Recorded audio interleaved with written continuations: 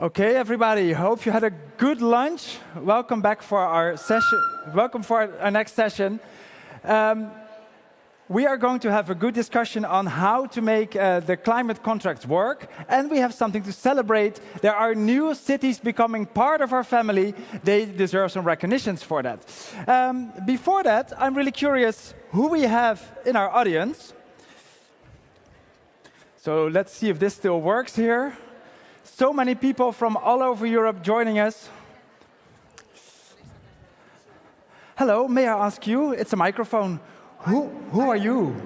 Hello, my name is Agata. I'm from Rzeszów, Poland. Poland, okay. Welcome. Have you Warsaw, Poland. Warsaw, Poland. Poland Yes. represent. Have you already met somebody that you hadn't met before? Jeszcze raz? Czy kogoś poznałaś, kto jeszcze nie znasz? I'm sorry. Yeah, well, go yes, look for them in the app. Yes, I have a friend from France, but I don't know where is she. Yes. Friends from France. Okay, Yes. that's always good. Thank you so much. I go a bit further. Hello, good afternoon. Who are you? I'm Emma Gonçalves. I'm a project manager in Cascais Ambiente, so I work for the municipality of Cascais. Okay, where's that? Sorry? Where's that? Portugal. Portugal. Yeah. Okay, what do you hope to get out of this conference? When is it a success for you? I hope to continue to hear a lot of innovation ideas, mostly about co-creation and engagement of the citizens along the projects. Oh, why is that so difficult? There are like a million reasons, but I would say we deal with a lot of different backgrounds, and it's not obvious to reach everyone needs. Okay, have you downloaded the conference app already? Yes, you did? Okay. If you have a good innovation on how to engage citizens, how to bridge the gaps, especially if people are very different, look you up in the app. You will get a lot of requests and people will share their innovations with you. For the rest, if you're still over there, come over here, because our plenary session is about to get started. I go back even further. Hello, good afternoon. Who are you? Federico. You can keep it yourself. Can you Yeah. stand up for us, then we can see you. Federico. Where are you from? Turin, actually. Torino. Ah, it's a Yeah. home game for you. I came by bike. I came by bike as well, but from further. Yes. What do you hope to get out of this conference? So I'm here as a representative of an energy community. So the idea is to understand how, with different organizations, we can come up to the same goal, which is decarbonizing the cities. And so I'm here to learn how to do it with synergy with all the stakeholders. Why is that so important, the stakeholders? Because the clock is ticking, so we need to do it together. So there's energy transition is not something that we do by ourselves, but it's something we do as a system, as a community. So it's important to not leaving anybody behind and do it all together. Yes, very good, wonderful. Thank you. Oh, someone move this.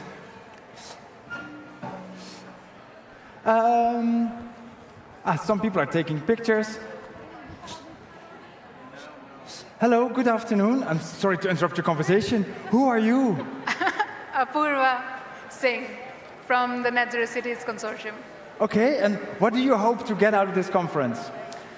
I would like to meet all the cities that I have seen online, all the people that I've been working with for the last many years, and hear their stories and how they hope to move forward. Okay, yeah, there's a lot you can do with Teams and online, but nothing beats a real coffee and a real meeting. Yes, okay. Well, hopefully you meet everybody at dinner tonight. For everybody to, yeah, we're good? Okay. So for everybody who wants to have dinner tonight, be aware, dinner is not here. Dinner is in a different place in Torino. Look on your conference app where it is, so you make sure that you're in the right place. If you're still getting a coffee, come to the front of the stage. We have VIP seats ready here for you. Okay, good to hear so many people that are already here, meeting old friends, meeting new friends, and also getting new ideas. Look each other up in the conference app, then you'll be able to see who is here, meet them, and share your innovations and great ideas. Then now, it is time for a very special moment that we have in this annual celebration, welcoming new members to our family. For the award ceremony, here is Patrick Child.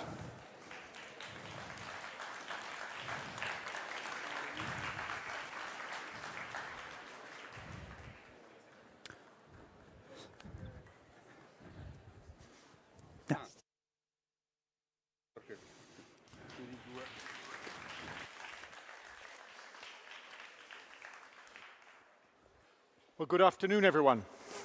So this is a very, very exciting part of our proceedings today. It's the moment when we award the mission label to the latest group of cities who have successfully completed their Climate City contract and who have been through the validation process that we organized with the European Investment Bank, with the Joint Research Centre, bringing with the 4 cities that we are going to award today to 106 cities across the European Union and in the associated countries who will have received the mission label. And so it's my great pleasure to welcome the mayors, the representatives of the 4 cities concerned to receive this very important distinction, this very important milestone, which of course is a recognition of the political leadership of the city, but also of the many, many stakeholders, citizens groups, organizations, academic institutions who have contributed in partnership to the work on the Climate City contract. And so a sort of collective recognition of the wonderful progress that they've been making. So without further ado, I will in alphabetical order, invite the representatives of the 4 cities to join me and receive the plaque, and we'll have a short exchange, a question or two with each one. And we start with Dortmund in Germany, and I'd like to welcome Stefan Stuttgart, who is Deputy Mayor for the Environment of Dortmund.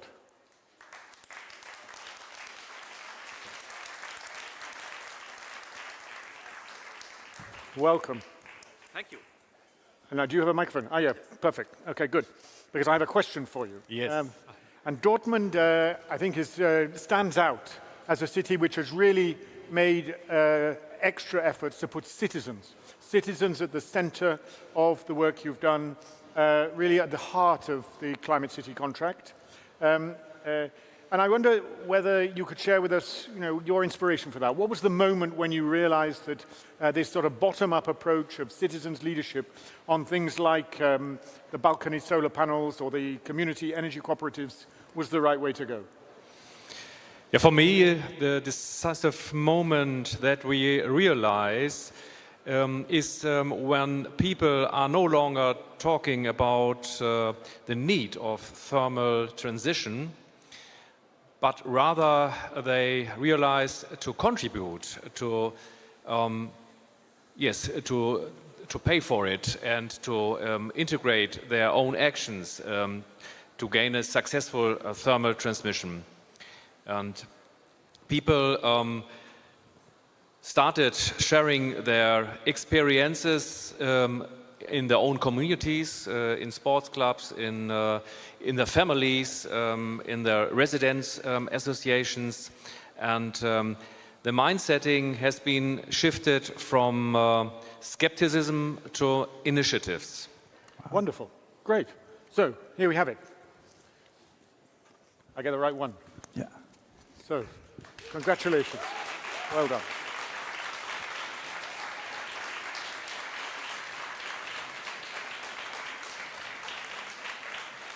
Okay, so if you stay on stage, we'll do a group photo at the end. Yeah? So the next city from Albania, Elbasan. So I'd like to welcome the Glendon Liacha, who is the mayor of Elbasan. Very nice to see you again. Hi. So, Mayor, I think that Elbasan stands out for the originality of your approach. In particular, how you have tried to combine agro-solar and geothermal energy to connect with other sources of renewable power, serving both agriculture and buildings. But perhaps you could share with us what you think is the one single action or initiative that makes Elbasan special, the thing that makes you more different from anyone else. First of all, thank you very much. You help us a lot, the mission, and I want to congratulate for all this activity, for all this conference, and the city of Torino, and you personally, because you're a big support of the changing of the city. And changing the city is the good thing that we are all together as mayor doing in this period and is in our mandate. And of course, doing the good thing for our citizen, it's to make the thing better, for better and better. And for this one, we are working. And of course, one of the main point that we have either in our climate contract and either for me as a mayor is the collaboration with the stakeholders. Mm-hmm. It's a good one. We work with the farmers for the agriculture. We're making good progress there, either for the new ways of production of energy and of course for the new technologies are going to implement. But the first thing that is one of the key points in our all this process that we are made, it's the collaboration with the stakeholders, business, universities, or civil society and everything. So this is the main point that we go further and together we are doing good things for the cities. Great. Well, thank you very much. And I certainly have very positive memories of my visit also. So, well done. Well done. Congratulations.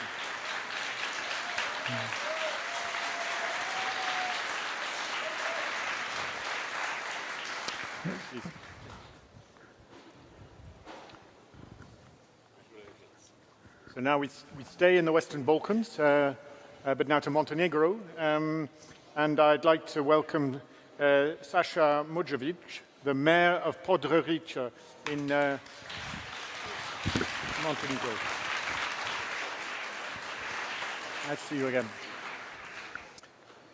So I guess my question for the mayor is that Podgorica is joining the network of over 100 labeled cities, but doing it also as your country is very strongly engaged on the program of EU accession, to the point that we're encouraged that Podgorica has applied for the title of European Green Capital in 2028. So I'd be happy to hear, what receiving this label, this award, means for you and for the city today as part of this broader sort of agenda of stronger European engagement. Dear Mr. Child, dear ladies and gentlemen, on behalf of the city Podgorica, I am deeply honored because of the mission label I received today. And this is a strong confirmation that dedicated work always pays off. It is a milestone for Podgorica and very important recognition for us. We shouldn't shy away from the fact and from mentioning that we have invested a great deal of effort in order to prepare the Climate City contract. Why? Simply because we do not see this contract as a merely other agreement, but as a catalyst of Montenegro's European Union accession process. A few negotiation chapters, namely 14, 25 and 27, derive direct benefits from this label, and that is why I said that it is very important for us. To perform and to implement the whole program, it will be very tough and very expensive. But when you are in Rome, do as the Romans do, and when you strive to become the part of European Union, you have to be aligned with European goals. This mission label will make European funds more available for us, and that is profoundly important. And without that financial assets, it would be impossible to think that we can make some significant improvements in the field of energy efficiency, transport, decarbonization, and production of electrical energy from renewable energy sources. Thank you, and I hope that we will not let you down. Wow.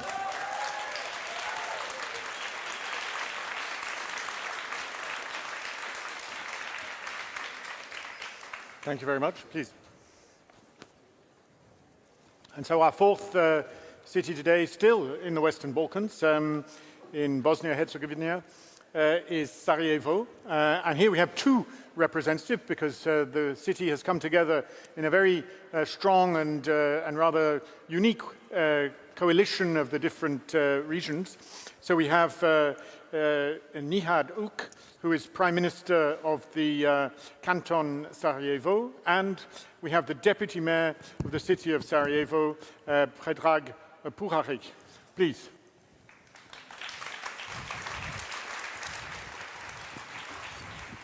Great to see you again. Nice to see you again. So my question for our colleagues from Sarajevo is about, again, the sort of citizens' dimension, and in particular, the very strong commitment that the city and the different components of the city have brought to developing citizens' assemblies to support the work on the Climate City contract that really sort of embeds, I hope, the sort of democratic principles in the climate governance of the city. And I'd be interested to hear from either of you, both of you, on how you think that the citizens' assemblies have changed or strengthened or improved your approach in the Climate City contract. Hello to everyone. First, I want to use this opportunity to thanks to Patrick, Thomas, and the whole team on whole effort they did for Sarajevo. Also, this is a good opportunity to say thanks to all my colleagues from City of Sarajevo, from the City of East Sarajevo, and from the government of Sarajevo.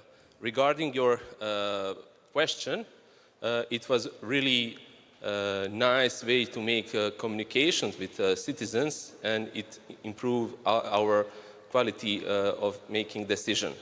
It was, let's say, a small citizen referendum, which anticipate everything what the citizen told to us from the beginning, issue, problems, needs, because they are struggling with that on daily basis.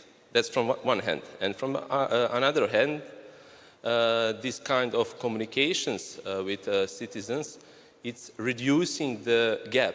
It's always being between the institutions and the citizens, on way that people can feel that they can hear their voices, not just for the elections, but even after elections.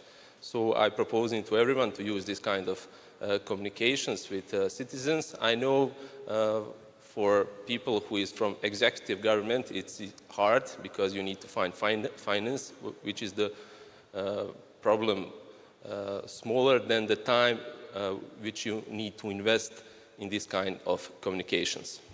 Oh, thanks. Thank you very much. You want to add a word? No. Thank you. First of all, thank you for this great honor.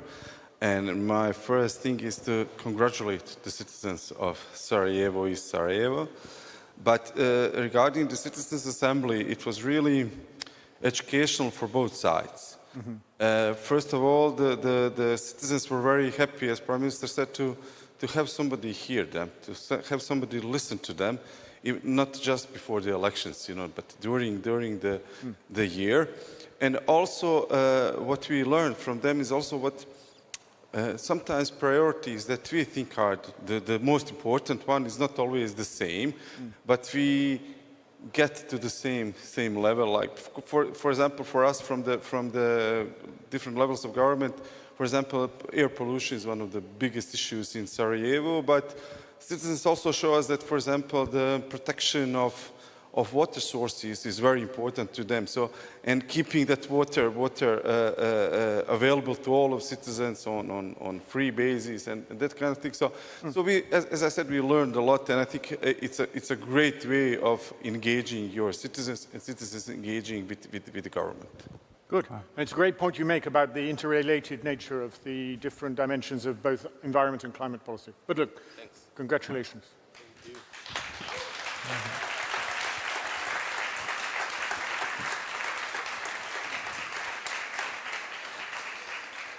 Okay. Okay, so and now we're going to take a few more pictures, also a group picture. First the Balkan group picture. Oh yeah, okay. First the new Europe, then the old Europe, yeah. We didn't have opportunity to sit there. Oh, you. Afterwards we'll get to the special seat, yeah.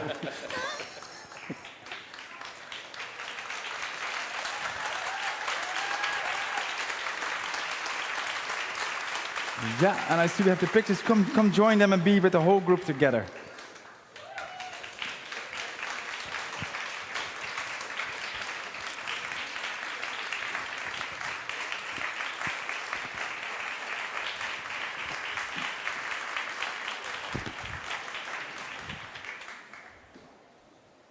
Great.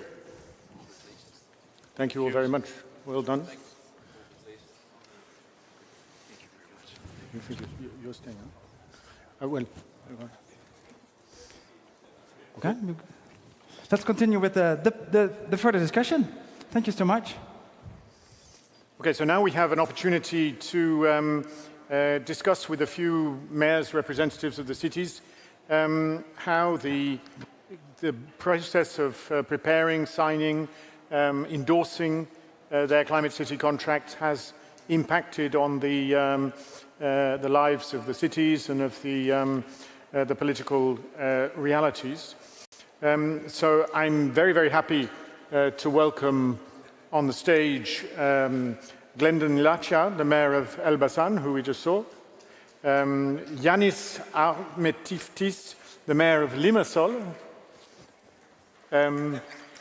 Katarina Schrimsvak, the head of strategy and sustainable development from Wroclaw, and Merete Bausted-Raun, who is the commissioner for environment business in Trondheim in Norway.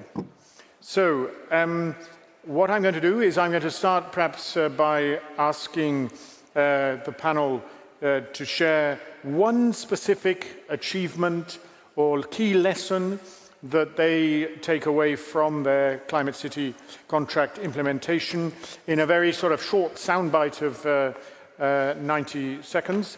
And then I'll then throw some more general questions around the panel in the hope that they will be ready to answer them. But perhaps we could start with you, Mr. Mayor, on the key takeaway or achievement of the CCC preparation. It was a hard work, to be honest, because either the countries that are in transition or they are applying for being member of European Union, they have to achieve a lot of things and to be compatible with the standard of European Union. And of course, one of the main problems that we have when we was drafting the climate contract was the data, and we work a lot for the data. It was something that when we speak with the other municipalities, everyone said, look, we have the data. Of course that we have the data, but we don't have the exact data, the specific data for all the things that we want to implement in our city and to change for our buildings, for the energy that we consume in our building, and for all the data that we have to do in our municipality. Of course, this is one of the main challenges, but of course, with the help, with the mission we provide them, with the help of the central government, we work hard to provide them. One of the main things that we are now working, it's because Elbasan is the industrial city, and of course, decreasing the emission of the carbon. It's one of the main thing, and the industrial area. It's one of our biggest challenge, and changing the technology. When of course when we speak about the climate, of course everyone said, okay, let's close the industry, let's close the factory. But the people have to work. The people have to work. The economy has to grow, and of course we need some money for implementing the contract. And we work together. We have to work together with the business. And for this one, we collaborate very good with the business, most of them in industrial area. Now we have a master plan of changing all the things in industrial area. And we have the first step of collaboration with one of the biggest steel industry that have in the city, to change their technology and to be the first green steel in the balcony. We are working hard for that, and to achieve the goal that we have until 2030. Great, thanks very much. Same question then to you, perhaps Merete, from the perspective of Trondheim, please. Thank you. I first would like to say that Trondheim is not a big city. We are only 220,000 inhabitants, 40,000 students, but we actually host Norway's largest university and one of Europe's largest non-profit foundations for industry research is also situated here. So we are honored to be a part of EU's mission cities. In Trondheim, we work with many different measures to as a part of our climate city contract. But however, the single most important project for us is implementing carbon capture and storage at a local waste-to-energy plant. And this plant supplies 30% of our district heating, but it also accounts for 25% of our local greenhouse and gas emissions. So, because this is a fully privately owned plant, collaboration is a key.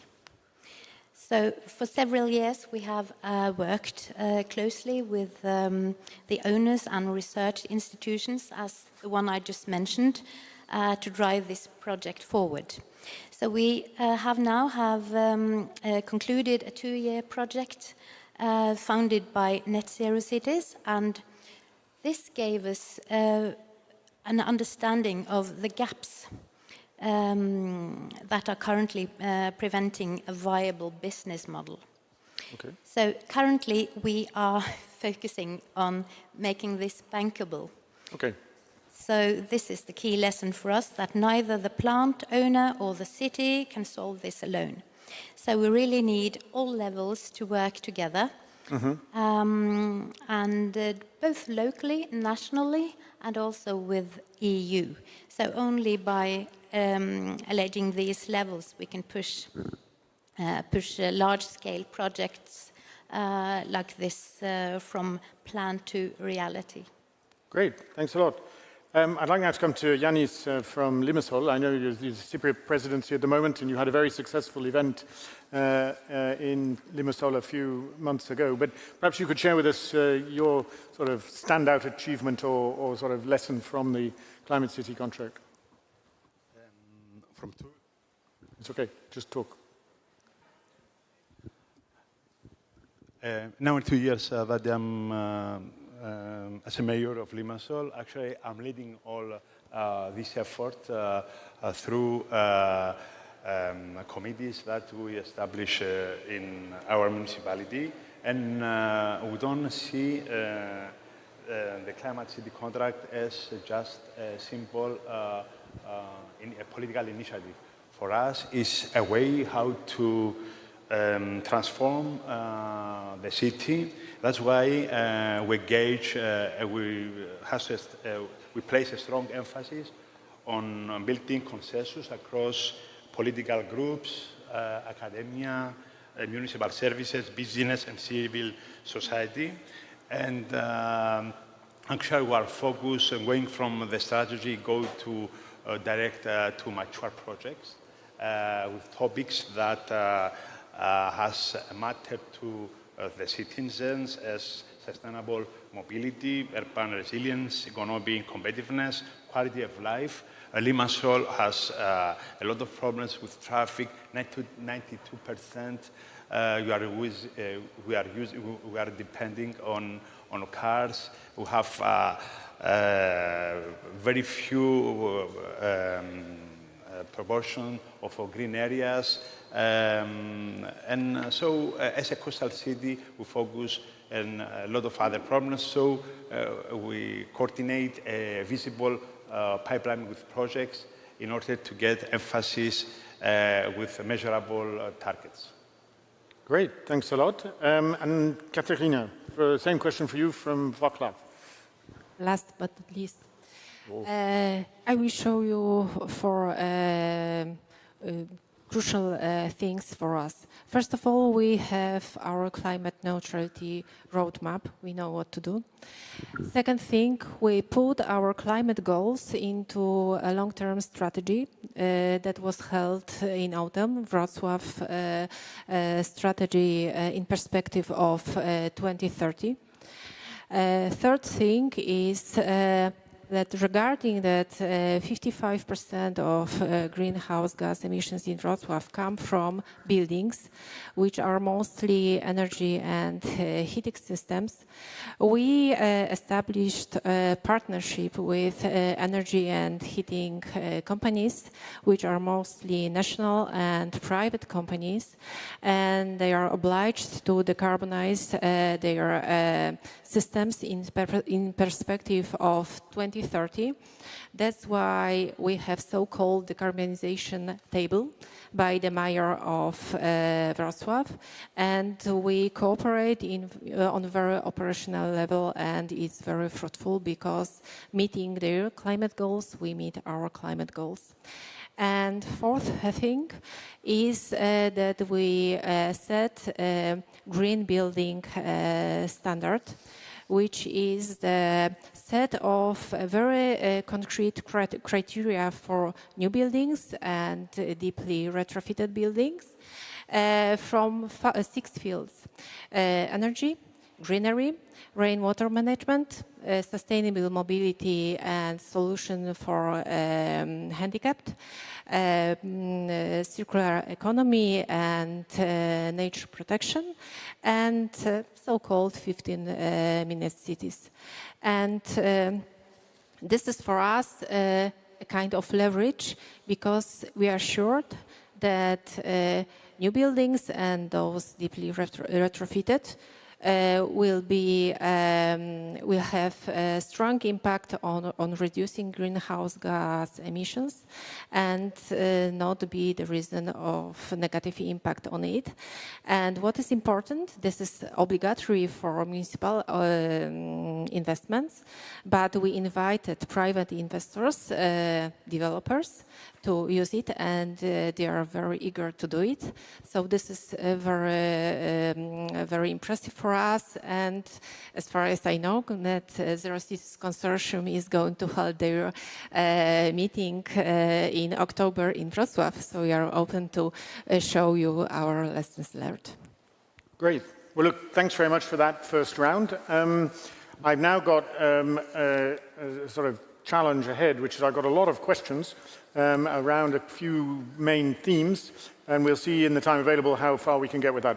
So my first set of questions are about how to ensure sustainable political ownership, leadership of the Climate City contract and its implementation over the medium term, and in particular in relation to the possible changes in electoral cycles or the transition between one city administration to another. And perhaps I could start, Yanis, with you on this question, whether you have thoughts about how you can embed the work of the city around the Climate City contract into the administration in the way that it outlasts the political cycles. Of course, after signing for a city that have the label, the work comes after.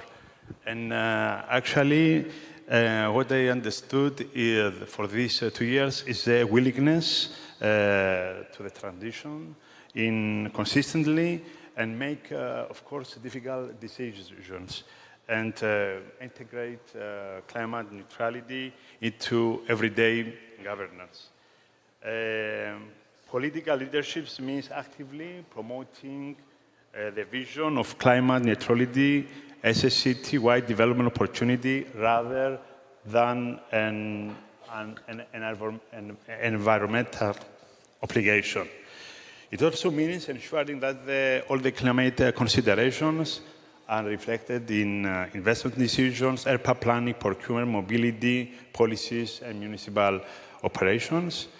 And beyond public statements, leadership is demonstrated through continuity, accountability, and ability to mobilize.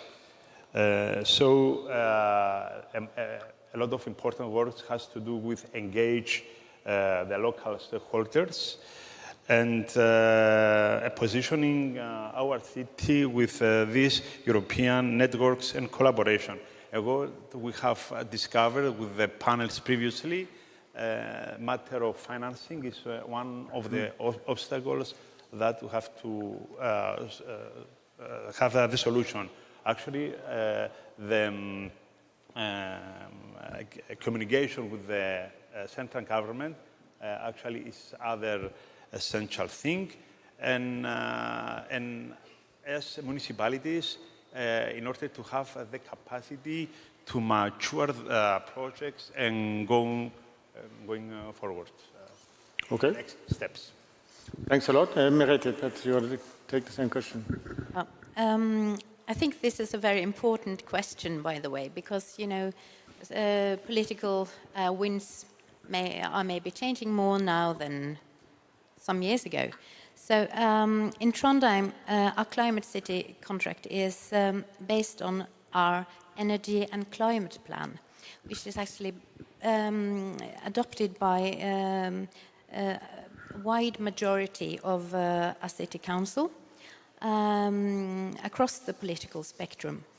And in this way, we think that we can survive changes in political majorities, and we also have integrated our climate goals directly into our municipal master plan.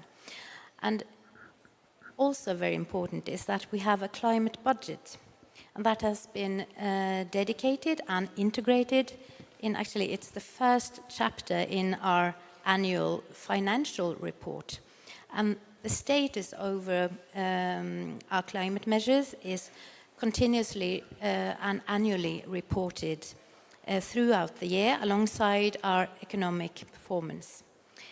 So it will be actually almost impossible to ignore, regardless of shifting short-term priorities. And the local momentum is also maintained by our urban growth agreement. And that is an agreement, long-term agreement with the state and also the county, which is it's regarding public transport, walking and cycling infrastructure in exchange for our commitment to zero growth in personal car traffic. Okay, thanks very much. Perhaps on this theme, the last question I'd like to ask to Glendon. I mean, you've just today received the mission label. I mean, what's your plan to ensure that there is sort of continued, sustained political leadership and ownership of your actions over the medium term? Of course, it was of the main thing that we have to work, and we worked actually. The first thing was to change the mentality of the citizens and to be more approached with the climate contract, with the changing that will come, and for the need that we have as an industrial city for this change. And of course, from a vision, a municipality vision, now it's a vision of all the city. And for the first time, 2 years ago, in my city in the beginning, and now in all Albania, for the first time, we hear about net zero. Net zero in the city, net zero in the business, net zero in conference. And when now speak about the environment, and in all the conferences that we have in Albania, everyone speak about net zero, the neutrality. And this is the good thing, because we work with the citizens, and now it comes from a need that comes from the citizen. This was the first aspect. And the second aspect was that we as administration to make a sector and a directory for the implementing of the contract. So the citizens now know about the problem that we have, the solution that we will give to them, and either for the future. But either the administration of the municipality has to be ready for that. And now for 3 years, we have a sector in municipality there only take care about the contract, the climate contract, the development, the delivery of them, for resolving the problem, and to take notes for all the change that we need in the city. And this is the both aspect, the administrative aspect, and that we did this change, and for the mentality of our citizens from industrial city and work in the heavy industry, now to speak about net zero. Okay, thank you very much. I'm going to come to Katarina next, but I want to ask you a different question, and that is really to share a bit experience with us on the implementation of your Climate City contract. What works and what doesn't work? I mean, what are the things where you found that having the Climate City contract has really helped to accelerate or raise the level of ambition of something that you've been trying to do? And what have been the main, maybe, bottlenecks, the sort of frustrations that you've perhaps faced, and particularly if it comes to the sort of interactions between the different levels of government? I would say that cities' engagement, determination and energy, it works. We are very determined to meet our goals, but from our city and Polish cities' perspective, our city's efforts should be strengthened in next financial programming period. This is very crucial, and we do our best to make our goals, our climate goals, recognizable on national and international level, and all member states should take it under consideration in cohesion policy. And telling frankly, 4 years ago, when we were joining the Climate Cities mission, it was told that certain money will be delivered to implement the Climate City contracts. And it should be the money not only for the municipalities, because cities, meaning municipalities, are in charge of 7–9% of emissions in Poland. But it should be the money delivered for the business, for citizens to retrofit their buildings, to adapt to the situation. And we are aware that global challenges changed into climate to security goals, but in fact, energy transition, this is also security of our residents, of having affordable energy and heating, security of having not breakable suppliers of heat and energy, and having heat and energy comfort in situation of breaks of heat and energy supplies that is visible in Ukraine. So we have to take it under consideration and do implement our Climate City contract and our climate goals. Thanks a lot. Yanis, maybe I could come to you with a similar question, which is whether in the implementation of your Climate City contract, you've encountered any sort of tensions or challenges in ensuring coherence with national level policies, either on climate or on spatial planning, or any other constraint that we should be aware of? I have to say, I will start saying that what accelerates the city contract. Sure. I think a clear governance combined with strong political commitment and operational capacity. Cities move faster when climate neutrality objectives are translated into a concrete, implementable projects with identified responsibilities, financing opportunities, and measurable outcomes.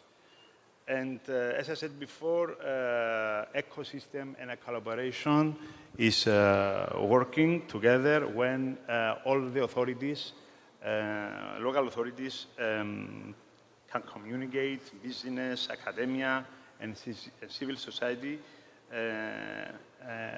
actually act as a team. Of course, the bottlenecks I will start internal with the municipalities as the capacities of mature these complex projects, and with the government when projects designed from top to bottom. I mean, we face sometimes a lot of problems we have to handle locally because bad decisions actually stop and bottle and blocked the principles that municipalities, mission cities wants to follow, and so that the fragmented governance actually slow permitting procedures, and misalignment between local ambitions and national regulatory frameworks delay the implementation. And of course, cities like Limassol has to be at the first line in a matter of financing projects, because 2030 is very close and we cannot wait. Okay, thank you very much. I'd like now to, in the final round of questions, look a bit to the future, to get some ideas on how we, from the European Commission, from the NetZeroCities coalition, can support cities in this next phase of the journey of implementing their climate city contracts. And also to understand a bit how cities themselves are planning to prepare new iterations or new versions of the climate city contract in order to respond to changing circumstances. And maybe I could start with you, Merete, whether you have some particular recommendations to us on how the mission should evolve and how we can best support you going forward. Well, I think that using the EU hub is very important to get good advice, because sometimes we have a project, but it's not really ready to go forward, and to do that before we go to the bank, so to speak. Is this a good project, and to use all the competence that you have? I think that's a lesson learned for us anyway. Mm-hmm. Thanks very much. Glendon, now you've just signed the contract, so sort of still fresh in your mind. Is there something that you particularly take away from the experiences of maybe cities that have had the mission label for some years now, that you want to bring to the work in Elbasan in order to learn from their experience? Of course, we have either this exchange experience with the other city, and it was great either, for example, for Stockholm, we took a lot, either from Janina, city of Janina, they made a lot of good project, we are very near, of course, but and a lot of good projects are implementing in Greece, in Italy, and of course either in other countries and in other cities. And the good thing is that it's not only the political aspect of municipalities that share with each other experience, but either technical stuff. And the good thing is that the technical staff understand the thing, they collaborate together, and they resolve the problem before they come, because now they have the experience from other cities, the problems that have faced at the time and what the problem we have now. For example, now for the line of the bicycle, for the changing for the buses, for the new way of line of the buses, and for the new model of the buses that we want to implement. Of course, we have a lot of experience now, more that the other cities that are in Albania that are not part of the mission. And of course, we have a lot of challenge. Most of them are financial one, and either being part of associated country with the European Union and not part of European Union. They are not the same project that we are going to apply for fund or for the experience. So the city of the Balkans, Sarajevo, Podgorica, and Elbasan, of course, they have this kind of challenge because we are not part of European Union, and the weight of the implementation of the project, of some project, is not possible in our cities. But we still fight, we still exchange experience, and a lot of good project we learn from the other cities. Okay, thanks very much. I'm going to give maybe Katarina an opportunity just to comment briefly on that before I understand we will open up to maybe one or two contributions from mayors or other city representatives from the floor. I'm not sure how that's going to be choreographed, so I will give Katarina the word while I try and understand that. So, Katarina. The question, sorry, is still what is your approach towards future iterations of the Climate City contract, and what would you expect from us to support you in taking the delivery, implementation of the contract further? So, as I said, first of all, on international level, on European Commission level, show that climate goals are in interaction with security goals, and we should meet all of them. I would even enforce more security goals, as I said, in aspect of energy transition, a fair energy transition. This is also the competitiveness of European companies, so everything is important.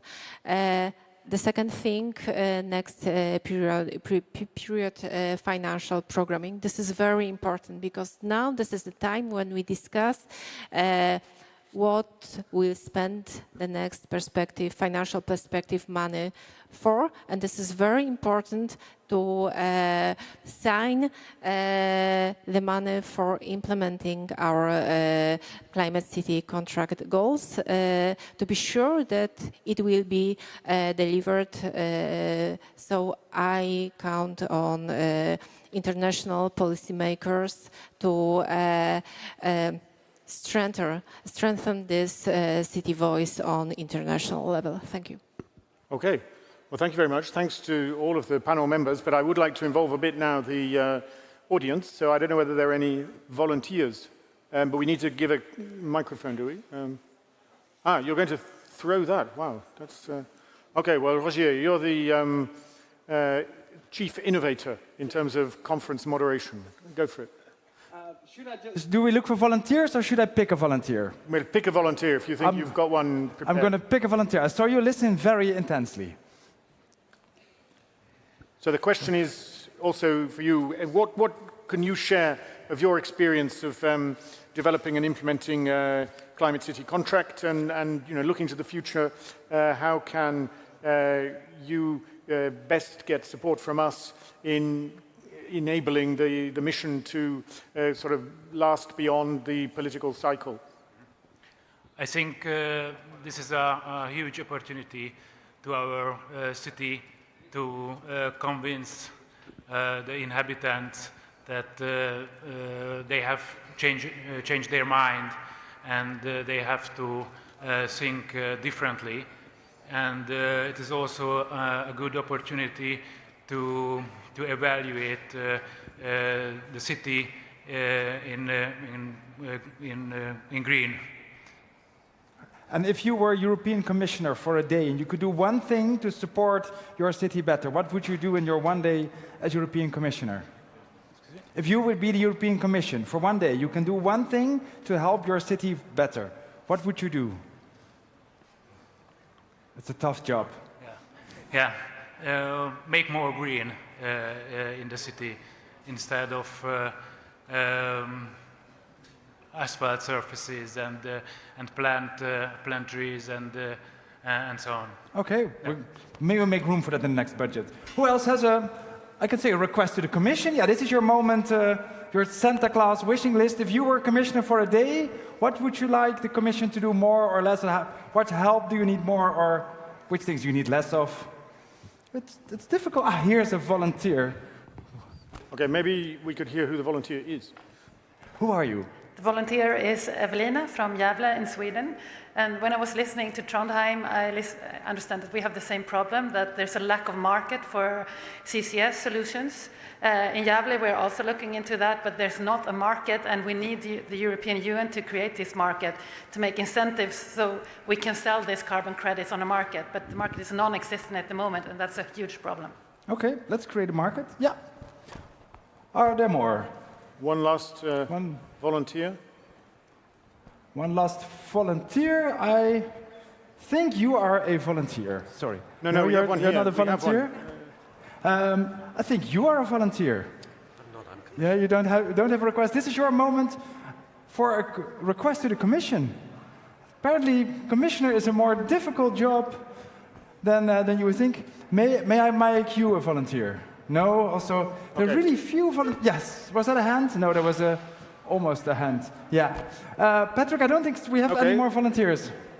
Okay, well, I think your question is too challenging, and I think you underestimate the pace of change in the European Commission by imagining that anything can be achieved in one day. But I think that the experience with the mission over the last years has really underlined the sort of transformative potential of the Commission mobilizing its convening power, its different financial instruments, also the federating effect that we can have in organizing events like this, in helping cities across the European Union and beyond to raise the level of ambition on their climate strategies, even in today's challenging context, and to make, therefore, faster progress than perhaps would have happened otherwise. So, I mean, it's been a rich discussion, and I hesitate to try and summarize everything that's been said. But on my sort of three blocks of questions, the first, I hear a lot of good ideas on how to ensure the perenity, the continuity of the political engagement around implementing the climate city contracts. And I think, Glendon, your point in particular about hardwiring that sort of into the internal organization of your administration is probably for me the most practical example, as well as, I guess, for cities that have the advantage of having good cross-party support for your climate objectives, that then, I mean, if the political mood or the political winds change, you still have that bedrock of support for the climate agenda, which of course can be even stronger if, when you work on your original draft of the Climate City contract, you really invest in keeping everyone on board and making it as consensual as possible. On the second block of questions about things that work and things that don't work, I mean, I hear a lot. You know, we also, from the Commission side, especially on the sort of financing, whether that's from the European Investment Bank, whether that's from frontline EU funds like Horizon Europe, which is funding the mission, or from other EU programs, particularly as we look ahead to the next financial cycle, we need to make sure that you know, we find the right place for the mission. But also, again, I think that the continued engagement of all the different stakeholders is something which will be important, as well as consolidating the support of national governments. And that's a point that I hear in a lot of conversations with different city representatives.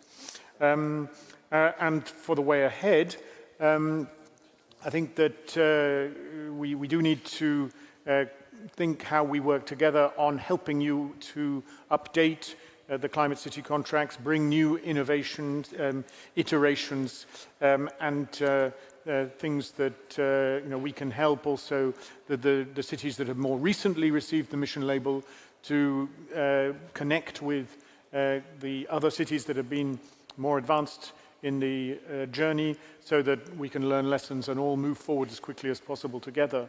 I mean, the final point that I would make, and this is, I think, a very positive feature of the national networks in some member states, is that we want to use the experience that you are developing as mission cities to inspire and lead and encourage other cities who are not part of the mission, but to support us in the same journey towards climate neutrality.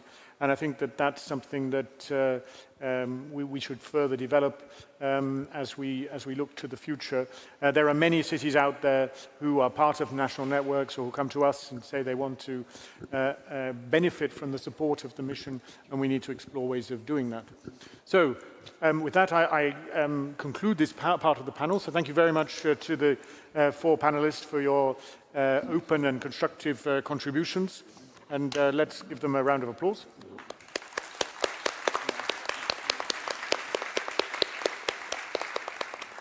Okay. Thank you. Thank you so much, Patrick, and thank you, mayors.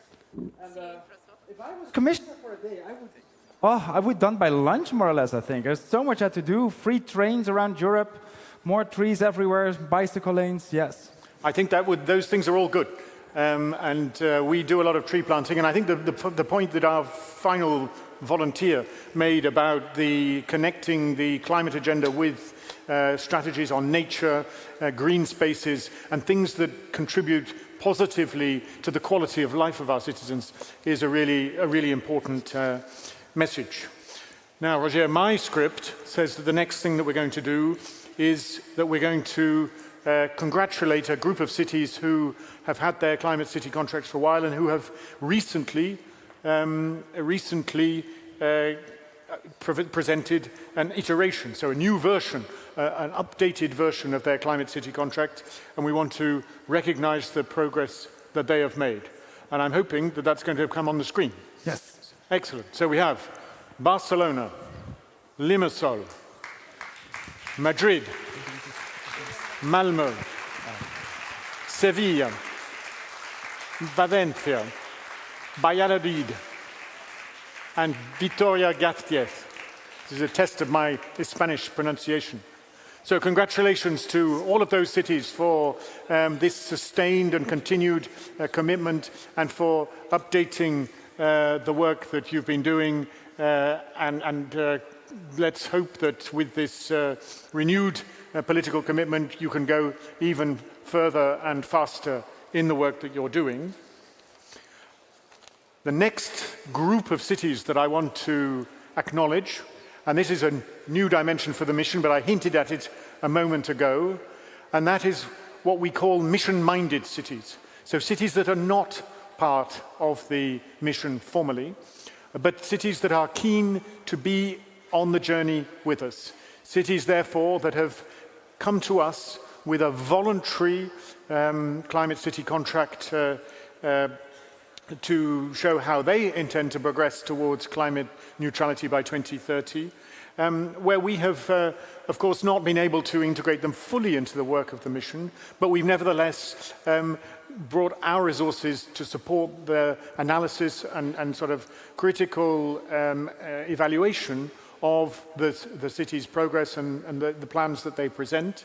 And we wanted to take this opportunity of our annual conference also to acknowledge and recognize the work that they have been doing.